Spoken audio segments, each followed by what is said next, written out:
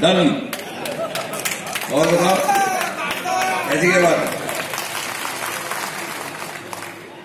आज इस चुनाव के बाद साहब की समीक्षा बैठक माननीय मान सिंह जी ने बुलाई है।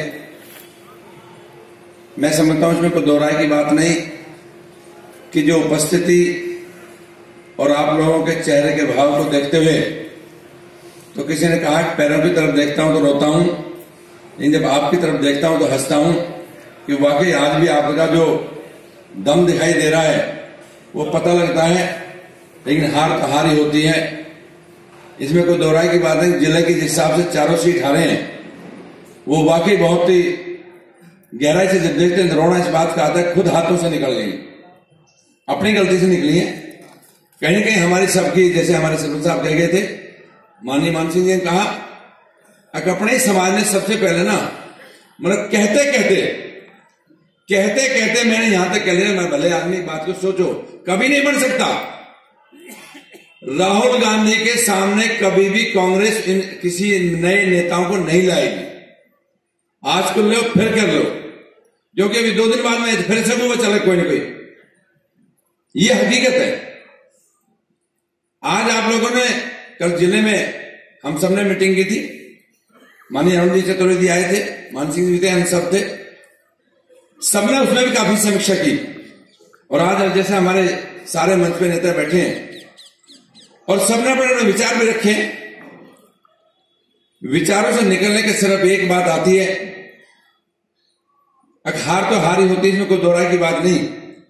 लेकिन आज भी हम ये कह सकते हैं कि सिर्फ आपकी ताकत की वजह से, जहां पार्टी को ये कह रहे थे कि शायद 25-30 सीट आएंगी, फिर 40-50 सीट करी थी, फिर 50-60 करी थी, फिर 60-70 करी थी, और जाते जाते यहां तक बात थी अगर ये झूठ के सबूत पर नहीं चलते, पार्टी अगर हारी है ना तो यही भरतपुर संभाग से हार गई।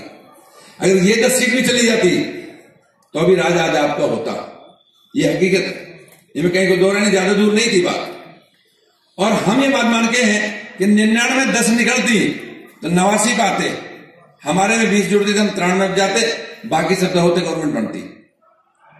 साथियों, हम ये बात आप सबके सामने कहें कि पूरे 5 साल प्रदेश के मुख्यमंत्री ने जिस हिसाब का विकास का पैसा दिया, देश के प्रधानमंत्री ने जिस हिसाब से विकास का पैसा दिया, और मैं समझता हूं कि माननीय मान सिंह जी ने जिस सहज स्वभाव से आप सबके बीच में रहते हुए एक प्रहरी के रूप में, चौकीदार के रूप में आप इस जिले के अंदर में कहीं ना कहीं जो तानाशाही बहुत लंबे समय चलती थी वो हमने खत्म की थी, इनमें कोई दो राय की बात नहीं, सच्चाई है। और मैं इस बात को कहूं, कई बार सवाई माधोपुर में बैठते थे, इस बात को लोग मानते भी थे कि इसमें कोई दो राय नहीं कि आपका सांसद बनने का फायदा हमें मिला है, नहीं हमने बहुत आतंक फैला है। साथियों, जिस दिन मैं टोंक सवाई माधोपुर सांसद बनकर टोंक से निकला था, उस दिन के बाद में सबसे पहले मैं निकला तो जब भी कोई टोंक से कोटा रोड पर जाता था, बूचड़ खाना 70 साल से चल रहा था। मैंने निकलते ही बात रही थी, टोंक के एसपी कलेक्टर ध्यान से सुन लें, मैं जीतने के बाद में 1 हफ्ते वापस आ रहा हूं, अगर मैं इस बूचड़ खाने को चलता देख लिया तो तुम्हारी खैर नहीं होगी, 1 हफ्ते में बूचड़ खाना बंद होना चाहिए, और वो बंद किया।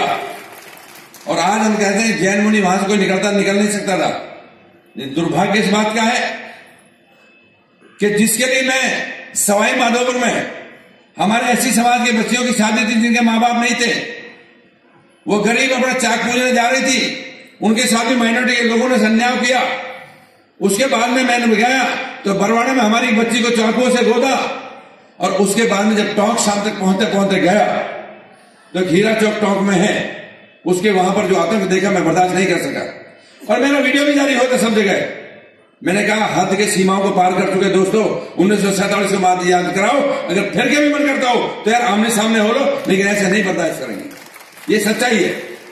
आज भी मैं बात कर रहा हूं कि उस दिन भी मैं बात मंच में कहा था कि आज सबसे बड़ी बात यह है, विकास इस 5 साल में जितना हुआ है हम कभी सोच नहीं सकते, आप सबके सामने है। लेकिन सबसे बड़ी बात, विकास से भी ज्यादा जो इस गंगापुर सिटी का वातावरण जो चेंज हुआ था वो हमारे लिए सबसे बड़ी जरूरी था। आज अभी जिस हिसाब के देख रहे हैं मैंने बताया ना, टोंक में सिर्फ विधायक चेंज हुआ है, उसके बाद में उनकी फिर हिम्मत होने लगी। जिन गाड़ियों में हिंदू रहते थे, आज उनमें किसी टांग पड़ी दिख रही है, किसी पूछ पड़ी दिखाई दे रही है। मैंने उन लोगों से कहा अपने जाति के, मैं बोलो तुम्हारे सामने बीती थी है, लेकिन फिर भी नहीं होने दूंगा। ये मैं फिर वचन देता हूं कि जान तो चली जाए, लेकिन हम दोनों आपको ये बात का वचन देते हैं कि गंगापुर सिटी के शहर के, सवाई माधोपुर शहर के किसी की आंख उठाकर कोई देखेगा तो आधी रात भी आपके सामने तन के खड़े हो जाएंगे। कहीं को दोहराए की बात नहीं, क्योंकि 2 तारीख को जो वातावरण हुआ था, जिस हिसाब से हमारे साथ हादसा हुआ, वो अनुकूल नहीं था। जिस दिन हम कौन से वार्ड में भाषण दे रहे थे, नेहरू रोड, सामने बैठे थे, एक बच्चे का सीधा इधर से पत्थर आया और एक बच्चे के सिर में लग गया। एक बुजुर्ग था, उसके बिल्कुल नाक के टच होता हो गया। ये आतंक नहीं तो और क्या है। आज भी मैं एक बात शब्दों में कहना चाहता हूं कि साथियों, इस सारी चीजों पर अंकुश लगाना हमारा सबका फर्ज बनता है, और अंकुश लगाएंगे। आज हम विधायक ना हो, सांसद ना हो, फिर भी जनता के लिए आपके बेटे और आपके भाई के रूप में मान सिंह भी हम बराबर कंधे से कंधा मिला काम करेंगे, ताकि कहीं भी शहर महसूस ना करें कि हम अकेलापन छोड़ देंगे। कोई नहीं है, इन सबसे हम निपटने का जानते हैं, निपटेंगे। जहां तक बात आती है कि आप सबने जो काम किया, कार्यकर्ताओं ने, इसमें कोई दोहराई नहीं। मान सिंह कहा कि हर कार्यकर्ता ने अपनी जगह जहां भी ड्यूटी निभाई, पूरी मंथन से निभाई, लेकिन आप ये मान के चलो, जीत हो जाती है सब वसूल हो जाती है, हार हो जाती है तो इस बात को मान के चलते हैं कि यार कहीं न कहीं कमी तो रहेगी, और कमी चुने हुए प्रतिनिधि में मानी जाती है। हमसे क्या कमी रही होगी? जनता तो जो कुछ आशीर्वाद देती है उसको सहज स्वीकार करना चाहिए, और हम उसको मानते भी। मान सिंह जी ने माना, लेकिन हम इस बात को कहें कि 3 महीने बाद में फिर चुनाव है, और जैसा भी मान सिंह कहा कि आज रमसा से स्कूलों कमरे चल रहे हैं, कह देना वो पत्थर लगाएं।